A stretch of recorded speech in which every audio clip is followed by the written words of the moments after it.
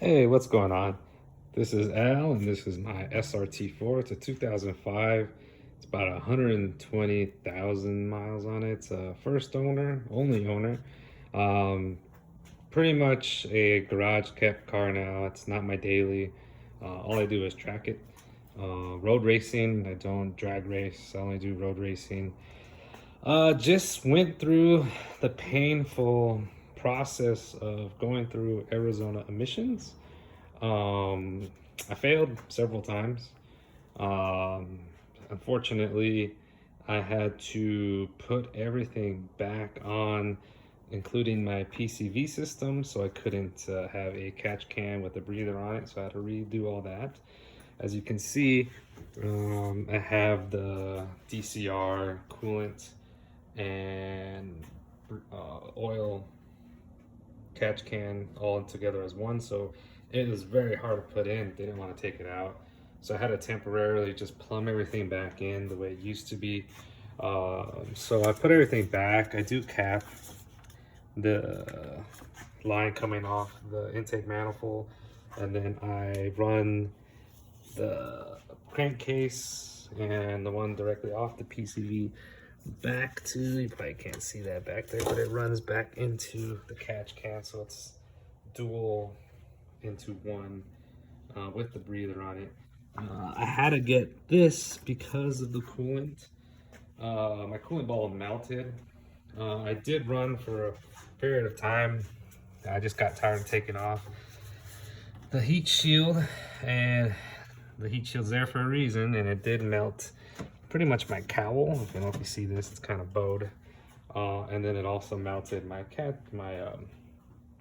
the overflow can for the coolant. So I went with the metal one from DCR and put my heat shield back on. I noticed when road racing it gets insanely hot, and it just melted my coolant bottle and it started overheating. So this video is pretty much just a walk around. I'm gonna try to do more videos about my old SRT-4. It's probably something I'll never sell. I mean, it's my first car I ever purchased on my own. It's my first car I've ever paid off, and it's just it's my, I guess, my road racing. I don't want to call it a beater because it's not really a beater. I mean, she's not bad. I've seen worse on the track, and you know, it's something I've grown accustomed to driving. So today is process is going to be putting everything back on that it had, which included the PCM. I already did the PCV system, wasn't bad. I was just routing some hoses. I also had to take off the AGP intake because I had nowhere to route my crankcase ventilation to the PGP or the AGP intake. So AGP intake does not have the nipple to put the hose on from the crankcase into the intake. I didn't really want to hack it or anything, so I found my stock air box. And if you guys are curious, because when I was doing this, the AGP intake is actually pretty heavy, which is wild. So everything on the stock air box weighs about 5 pounds. That includes the pipe that goes from the turbo and the air box, including the actual filter in there, drop-in filter. This is just the lower part of AGP's intake, and that weighs 5 pounds. And I already weighed this part, which is the, I guess if you want to call it, the short ram portion with the filter. I know my filter is dirty, I need a new one. That alone was 6 pounds, so it's double the weight. I mean, it is powder coated. I don't know if that makes a huge difference, but you know, it cleans up some space. Also, during that process, while putting on my stock air box, I had to move all the vacuum lines and the solenoids, and I broke 2 of them right down the middle. They get old and brittle. Let me see, I kept a piece. I broke that. Now this one that broke was actually to the brake booster, so that was not a good thing. Just, they got old and brittle and broke. So I had to, nice. Nice. Yeah, it's in the pit. I'll have to stick my hand down there and get it. Anyways, get that later. So I had to put a vacuum line on it. AGP Modern Performance does sell the whole vacuum line, solenoid line, all the vacuum lines. I'll probably be purchasing that because a lot of these parts are starting to get discontinued and no longer manufactured. So the faster you pick those up, the better. So today I already got the short ram intake back in. I'm gonna put the cold air intake. Doesn't make a difference to me. It just sounds better. I'll tell you what, when I put everything back on, including the stock air box, and then I had the stage 1 PCM, it was so quiet and boring. I ain't gonna lie, it was sad to not hear all the fun noises you get from the crackle and pops of the PCM tune to the flutter and the turbo whining from the intake. It was a boring car to drive for that period of time, and I didn't even drive it much. I drove it to the waiver station for emissions and back about 4 times, and then I had to drive it around to get the stock PCM. So just that short period of time driving was pretty boring. So that's today's process. We got intake put back in, and then we got stage 1 PCM to put in. I also did take off. I had at the stage 2 wastegate just to get a little more, couple more pounds from the instead of the stock wastegate. I found that it was much less vinegar to run stage 2 wastegate versus the AGP wastegate. I had a lot of part throttle boosting with the AGP wastegate way back in the day. So I decided to buy the stage 2 wastegate, and it didn't raise boots that much depending on how much you turn the locking nut. And I was constantly at 19 pounds with no part throttle boosting. It was boost coming off the PCM, and it was about 19 pounds, and I bled down to about 18 to 17. So it wasn't bad. It was a lot more easier to drive and floor it than having the AGP wastegate. I don't know how it is nowadays, but that's what I ran. At the track though, that much boost, or that much, I guess, yeah, boost on first and second gear, I have a hard time playing with the throttle to get out of the corners, especially in the early apex and the hairpins where you just want to smash the throttle getting out of those tight hairpin turns.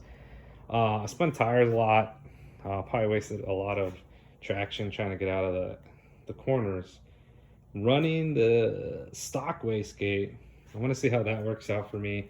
Obviously I won't have power on the top end where, boosts will probably fall out because it's such a small turbo, but on the low end I won't have as much boost, and that might help traction getting out of the corners. I don't know, I'm gonna try it out. So that's today's job. Put the stock PCM, or the stage 1 PCM, back in. I'm also gonna modify the bracket for the PCM. It's such a pain in the ass to get out on the, I don't know if the 03s, but the 04 and 05s I think are the same.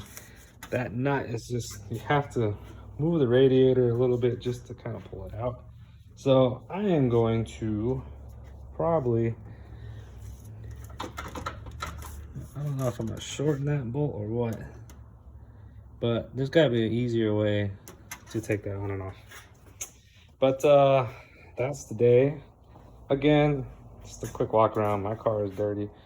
Nothing special, man. I just gutted it a little bit, as much as I could.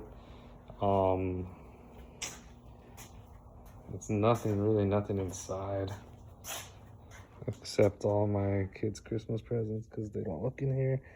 Seats are out.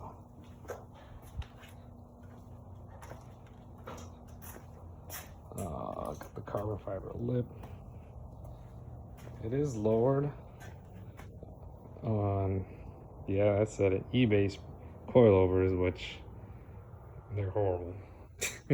You know, they performed well at the track, I ain't gonna lie. They're nice and stiff, that's for sure. But if you want to daily it on eBay coilovers, nope, that ain't gonna happen. Too stiff. Um, I do plan, or I do want to get, I think I'm gonna go with the ST coilovers. The KW, can't go wrong with KW. Um, and they're supposed to, the springs are probably the softest springs I've seen on a coilover, but you know, I don't know. I trust KW a little more than I would trust BC. I've heard great things about BC. I've also heard they're super stiff. I'd go KW's route. Just me thinking logically. Obviously, the stage 3 and stage 2s from Mopar were made by KW. Same design. The IBOC are also designed by KW. Same design, great performance. If you also notice, those are way more expensive than the BCs. And if you look at the STs, pretty much look exactly like stage 3s, and the variant 1s or variant 2s, whatever you want to call them, the IBOC. So I'm gonna go that route, and they're $900, which isn't a bad price. So that pretty much ends this video. It's kind of just a walkthrough of my SRT. I'm gonna try to make more videos. I do have a track session in 2 weeks, so I did order new brake pads, rotors. I was gonna go big brake kit, but I think it's a little bit overkill for what I use it for. So I did purchase a remanufactured caliper. Mine seem to be sticking. I have lubed the guide bolts as much as I can, but they do tend to stick, and they're just beat after several track sessions. I don't know. I think it's a good time to refresh the whole braking system. Also got the Russell braided lines, better fluid. So I don't know. We'll see. I do run the HP Plus.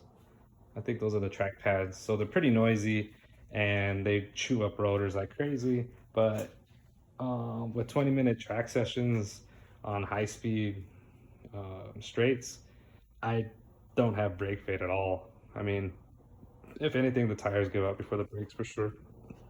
So I like those pads. They're like I said, they chew up rotors like crazy. I did go the cheap O'Reilly rotors, and I usually change them out every year, but I do notice that they glaze over. So I'm hoping that getting slotted rotors might help that with it gassing out and cooling, and maybe kind of not allowing the glazing. I don't know, we'll find out. So I'm gonna go that route. This year I did take off the air conditioner because I don't daily drive it, so it cleared up a lot of space. And next year, like I said, I hope to get the ST coilovers and probably racing seats, just for the fact that these are the non-ACR seats, and I do a little trick to keep me in the seat as much as I can, where you lock the seat belt and then tighten your waist as much as you can. But that seems to work okay, but I'd really want a more better fitting harness. I do have the ACR cutouts. Way back in the day, I got these when I forgot what company used to sell them. I'm gonna try those on the driver. If I don't like it, then I might get racing buckets. I also want to try next year to try a little bit of aero. I do want the front APR. What's that word I'm looking for? The aero, the lip that goes under the, oh my god, I had a brain fart. Goes under the bumper. I'd want to try that just to see if I get any more downforce on braking on the front. And then Modern Performance did have the, man, I'm just having like brain farts all day. The diffuser for the rear. Now that doesn't obviously cause downforce, but it does allow the air to travel under the car a little smoother. We'll go that route. Probably won't help me as much. I don't go that fast in the straights. In Arizona Motor Park Speedway, AMP. I think I top out in one of the straights at I think 115. So I mean we're getting up there, but we'll see. All right, guys. I'll probably make another video when I get all my brake stuff. Hopefully it's in time for the track session. If not, I'm gonna give my current braking system one last hoorah before I do the next session for sure. All right, talk to you later, YouTube.